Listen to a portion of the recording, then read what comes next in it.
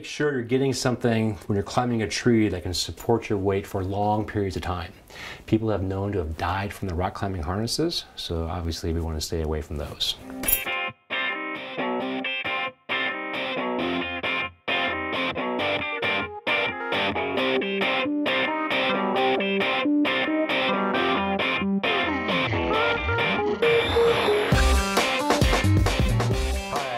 Tim, this is my wife Amy.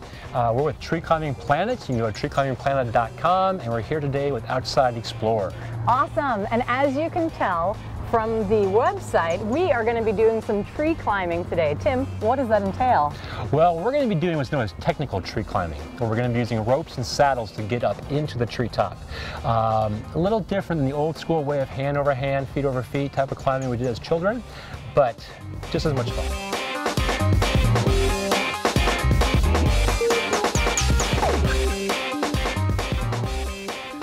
All right. Now you'll notice, if you've been in a rock climbing harness before, they always tighten everything down. You'll notice with this here, there's a lot of slack in there. And we actually want that. You know, tree climbing is a lot about comfort too, you know, so you want to make sure that we do have some extra space in there. Tim, I like to sit and be comfortable. Good, good. Well, tree climbing. Two things I already like about tree climbing. Yes. We started out at Tim and Amy's cottage where we got a quick lesson, and then we got fit for our saddles. And then we jumped in their car and headed to this beautiful grove where we are now. And you said the first thing that we have to do is inspect the tree, correct? Yes, we want to make sure to do a thorough tree inspection and make sure the tree is safe before we go up it, so there's no hazards above us that we may encounter. Okay, so when we do this tree inspection, there's three parts of the tree we want to inspect. We want to inspect the ground, make sure there's no roots exposed, upheaval of soil, things like that. Okay, ground looks good. Next part of the tree inspection is the trunk inspection. So we're just going to examine about the ground here all the way up to where the branches start at. And we're looking for any major cracks in the trunk or mushrooms or any other type of hazards, little divots in the tree that we may be concerned too. So if there was a mushroom there, that would tell me that mushrooms live off of dead wood, so that means there's a little bit of dead wood in the tree. Okay. Now, if there's one mushroom, I'm not going to worry too much about it. But if the mushrooms are circumcised in the tree, then we definitely want to probably find another tree to climb. So tree inspection looks good. We're going to get into next is getting the lines into the tree. This is the most challenging part of the whole gig, is how do you get your ropes way up there. Before we start throwing, we're going to find a good branch to go for. I'm going to go, just to kind of point it out, for that high center branch right there. Get out of here. I'm going to aim for.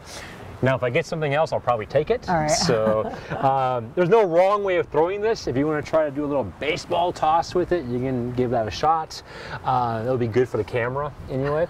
But probably the most efficient way to get the most height and accuracy is what we call a two-handed cradle throw. And what you're going to do is take your throw line, stick it through the O-ring just like that, and get a nice long bite.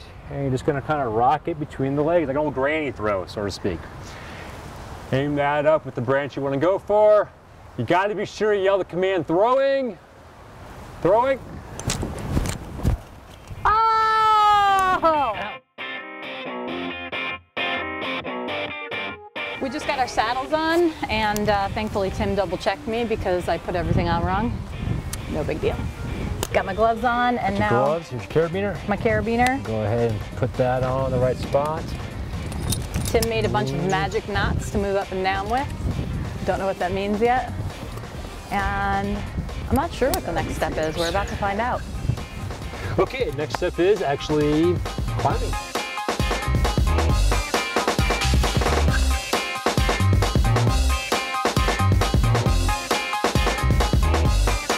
Tree climbing, I was really attracted to tree climbing when I first started doing this because of the peace that I found up in the treetops.